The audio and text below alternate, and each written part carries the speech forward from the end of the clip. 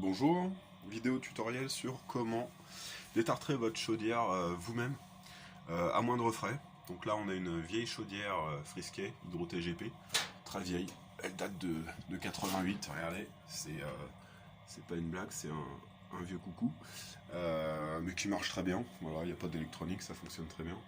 Donc comment je fais au début, donc j'avais un débit qui, ce que ça fait en gros une chaudière qui a plus de enfin, qui est pleine de calcaire, qui est entartrée, bah, vous avez un filet d'eau chaude, et puis vous appelez un plombier, ça vous coûte une blinde. Euh, ou alors moi je m'étais lancé plutôt donc déjà dans le faire moi-même, c'est sûr, donc louer une pompe avec les acides qui vont bien, tout ça, c'est bon. C'est pas donné à tout le monde, c'est relativement dangereux, c'est des produits qui sont très forts.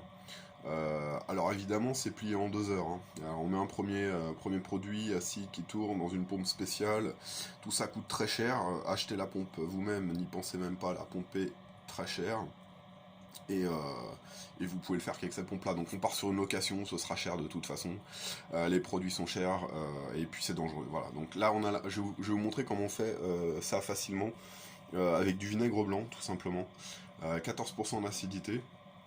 Vous trouvez ça dans le commerce, magasin de bricolage, vous prenez 2 jerrycans de 5 litres, vous prenez 10 litres de vinaigre, et donc comment ça marche, vous branchez les petits raccords de robinet de jardin qui vont bien, là, clic, les clics Gardena, enfin là c'est des imitations, mais peu importe. Arrivée d'eau froide, on se branche dessus, ça part dans le corps de chauffe, vinaigre tourne, départ d'eau chaude, hop, ça part, et ça vient dans un bac plastique, simple, casto, pompe de relevage la moins chère, raccords qui vont bien. J'ai mis une petite crépine au bout, là on voit pas derrière, mais il y a le tuyau qui retombe, donc l'eau sale donc, qui retombe dedans, avec une petite crépine pour éviter que les morceaux de calcaire retombent avec, et hop, ça repart dans la machine, et puis ça tourne. On fait tourner une nuit complète.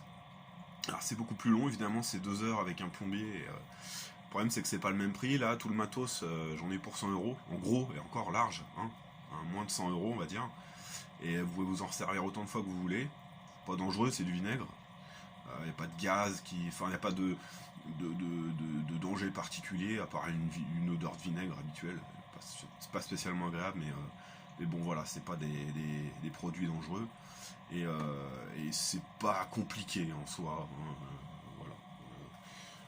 Ça tourne en boucle, vous laissez tourner une nuit, et puis rinçage à l'eau, voilà, alors que si vous aviez mis un produit chimique type acide, les acides très forts qu'il faut utiliser pour détartrer les corps de chauffe, il faut utiliser des produits pour désactiver, puisque sinon ça continue, et ça, si vous ne le mettez pas, ça peut ronger votre chaudière et la percer en fait, voilà, donc c'est pas donné à tout le monde, c'est vraiment plutôt pour les professionnels.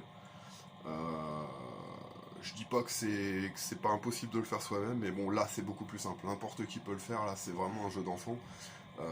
Si vous avez les bons raccords, ça m'a pris un peu de temps de trouver les raccords qui vont bien à visser. Là vous avez un qui se visse là-dessus. Et puis bah c'est un truc de robinet en fait, là, hein. Celui-là il se visse. Et après, clic, vous venez. Là, je peux pas le défaire évidemment, sinon ça va pisser, là en train de tourner là. Mais voilà, je l'ai déjà fait, ça marche très bien. Après, on retrouve les morceaux de calcaire énormes dans la crépine et au fond du bac, s'il y en a qui passent quand même. Et voilà. Voilà, ma petite technique, pas cher. Pas cher pour détartrer la chaudière. A plus.